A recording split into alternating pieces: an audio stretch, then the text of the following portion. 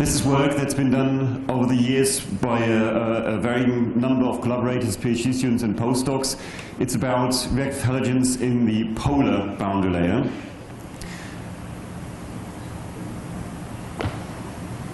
So for quite a few years, or decades rather, we have known that in the polar regions, so-called ozone depletion events are occurring. These are usually very sudden events of ozone dropping, often down to detection limit. These have first been identified in the mid-1980s, and it was speculated quite early on that they might be related to halogen, or more specifically bromine chemistry. And it was only in the early 1990s that BRO was actually identified and coincident with these ozone depletion events. So in the meantime, these ozone depletion events have been identified both in the Arctic and Antarctic. They are most likely caused by high BRO, by high bromine. Chlorine might also play a role in it. They have only been observed in spring. We know that the bromine source is somehow related to first-year sea ice or snow on first-year sea ice. We know that it's a large-scale phenomenon. This is one of the many satellite studies looking at BRO from space. So this is North Pole here is in the center, and you see very large areas in the Arctic Ocean, in this case, to be covered by this bromine oxide cloud. It's also been found that these ozone depletion events are coincident with mercury depletion events, and this has led to the suggestion that this might lead to an increased input into a rather vulnerable biosphere. So I mentioned first-year sea ice. This is an ice age map from last year. The largest, this purplish area, is the ice that is less than 1 year old. So in these areas, there was no ice in the previous summer. We can also see on the right here, which is the distribution of ice age with time from 83 to 2013 here. The number, or the percentage of first-year sea ice has increased, and with that, obviously, if this chemistry, this release of bromine is related to first-year sea ice, also the potential for release of bromine. So when sea ice freezes, the salt contained in seawater does not fit into the ice lattice. It's being expelled. Most of that goes into the ocean and drives physical oceanography, basically, to a large extent. But there's some salt that is remaining inside the sea ice and, importantly, on top of the sea ice. So somehow this bromine on top of the sea ice is most likely going to be the source, but how is it getting into the atmosphere? This is what we're trying to find out. So bromine explosion is a term that was used for a rapid growth in bromine. Let's start with a single bromine atom that reacts very quickly with ozone to produce BRO. However, BRO very quickly photolyzes. The oxygen then very quickly recombines to ozone. Nothing has happened other than that UV radiation has been converted into heat, so that's utterly boring. It's only, from an X-ray chemistry point of view, it's only when BRO reacts with something else, ideally with itself. It's a very fast reaction. When we effectively destroy ozone, it can also react with HO2 or NO2, producing these compounds here, bromine nitrate, which can both photolyze. So this is a very effective ozone destruction, and most likely behind these occurrence of these events. Then, importantly, both of these compounds, bromine nitrate, can be taken up to a condensed phase containing bromide. The product of that is BO2, which is being released to the atmosphere, and this is how the actual explosion happens. So we've got one atom of bromine in HOBr being taken up, and 2 atoms of bromine being released. So for the atmosphere, it's an increase in bromine, so the bromine explosion. But what is the actual source? How does it actually, the bromine, get from this exposed salt to the atmosphere? So a number of mechanisms have been proposed. This is, after publication some years ago now. The first one is that snow splashes on the brine layer on very, very thin sea ice. People, including us, have thought that frost flowers might be being released into the atmosphere, releasing salt particles into the atmosphere. This has most likely been discounted by this lab study by Howard Roscoe et al. And then there's still a number of mechanisms left. It could be gas phase release of bromine via within snow, bromine explosion. It could be a blowing of saline snow or something completely different.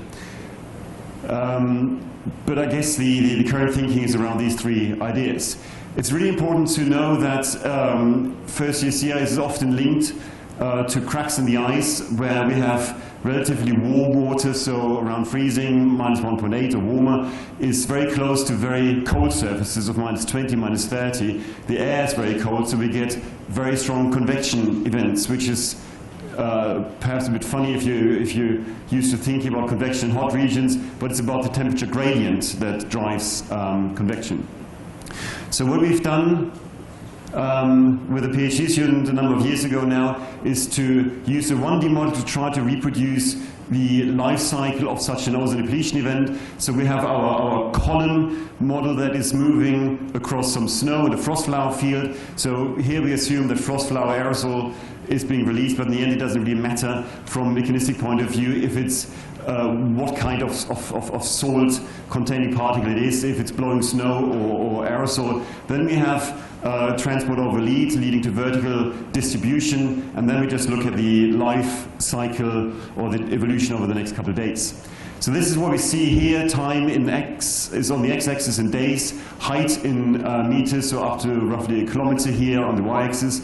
And we do see that over a number of days, ozone is being destroyed. So this here, after a few hours, is when we have the crossing of the frost flower field. So yes, it sort of works, but it's very slow and not nearly as much as has been measured, neither in the ozone depletion nor in the bromine being reproduced. But when we then include an assumed recycling of bromine that's deposited on the snow back to the atmosphere, then everything is much more quickly. We get, here on the top right, we have ozone in this case. We get a very strong ozone depletion, and we get bromine oxide in at the level that's observed. So the number of recycling, the percentage rather, is not completely made up. That's based on some studies from the Simpsons group. But this is just one idea. So, but the important thing is, from this model suggests that it takes a couple of days, 2 days, for the ozone depletion to properly develop.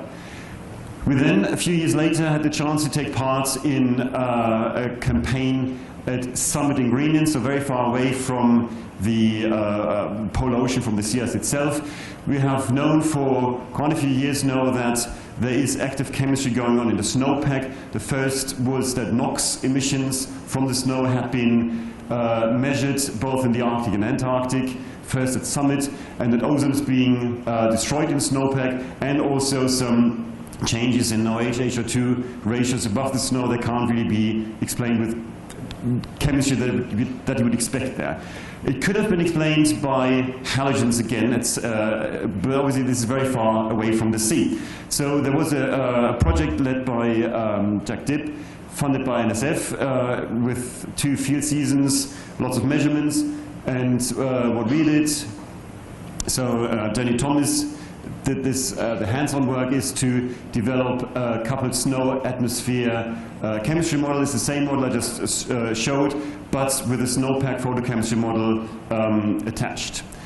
So it's also very important to realize that when we're talking about this kind of surface exchange, to look at the boundary layer structure. We have very strong stabilization overnight in polar regions. So these are tether-zoned temperature profiles at summit, here up to 200 meters, and you see at night there's a very, very strong stabilization. So we saw up to 10, 15 degrees temperature difference in on the order in the lowest 10 meters. So a massive stabilization is happening here. We force the model with a surface temperature to reproduce that, because that is clearly very important for what's happening. And on the left here we have a temperature contour plot both in the snowpack. That's a different vertical scale than here in the atmosphere. And you see that the temperature signal takes a little while to travel down into the snowpack. So what Jenny then did is to look at the production of NO from nitrate photolysis into snow. So its nitrate is in snow particles. We have the first couple 10 centimeters are exposed to UV light where this nitrate can be photolyzed. And on the top right here we have measurements as a function of time here over 3 days. And we see this funny double peak structure in NO that the model very nicely reproduces. And this comes back now to the boundary layer structure that I mentioned earlier. So in the snowpack itself, the model suggests a very constant diurnal variation of the NO. But in the morning, we still have a very stable boundary layer. So the fluxes are very contained in a very small area, then leading to a first peak. And then we have the very strong mixing, leading to a decrease here. And then in the evening, the boundary layer stabilizing again, and we get this second peak in the evening. BRO measurements were made there as well with two different techniques. On the blue one is the long path Doer's technique, and you can sort of see a morning and an evening peak as well here, which is reproduced by the model. So in a way, this is suggesting that there is halogen chemistry, bromine chemistry happening at Summit as well. And I won't have the time to go into any great detail here. And I just realized that I'm almost out of time, so I'm going to skip this. There was a very exciting campaign 2 years ago at Barrow where Carrie Pratt made some measurements in the snow chamber to look at bromine production in sunlit and in dark snow, and realized that BO2 is being released from her snow chamber in acidic snow. So that is very surprising. So this year is the sea ice. Measurements of BO here didn't show any elevated BO, only further inland. So this is something that she is currently working on with the model that I showed you earlier to look at into more detail, but my time is up. So let's come to the summary. There's a lot of evidence that snow photochemistry is important for the composition of the polar atmosphere. There's a lot of uncertainties involved on a fundamental basis. We do have some encouraging results, and ongoing work is to focus more on this Bromix model comparison, and project we just started where we're trying to reproduce these conditions, including sea ice, in the lab, and also do a fair bit of modeling. Thank you. Terrific.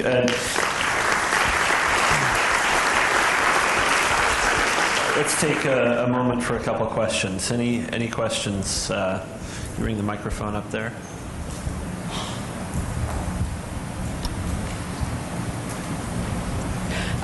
There was a really cool modeling study. I don't know if you're aware of this, but Ross Salowich and his group at the University of Maryland in College Park, him and his group, they are extracting a tropospheric BRO signal from the OMI instrument on board Aura, and they're finding these blooms of BRO right at the snow-ice interface that they're confident in, and that they believe is due to this wind-driven bromine emissions that you're talking about. So I think it'd be really interesting if you looked at your model results and tried to compare it to that kind of product, because that would be an observation, and it would also help validate their that's stuff. a great suggestion. We are in contact with Ross, but I wasn't really aware of this particular measurement. Yeah. They did a campaign where they did aircraft measurements, and they also had the I'm aware of that, but not this particular detail. Yeah. Great. And right in front of you, Hanwat. Hanwat, yeah. And that'll be the last one. I just comment on the ArcTest campaign, where we found huge disagreements between in situ BRO and the column-derived BROs from satellite. And I think in the end our conclusion was that most of this so-called BRO derived from satellites was not near the surface, but was based on computational difficulties with where the tropopause was. I'm aware of these discussions, and I also know that quite a few people have very differing opinions on that, and maybe this is probably not the right arena to discuss that, because it might take a little longer to do that. But yeah, Thomas Wagner and ODES maybe has a different interpretation of these. Yeah.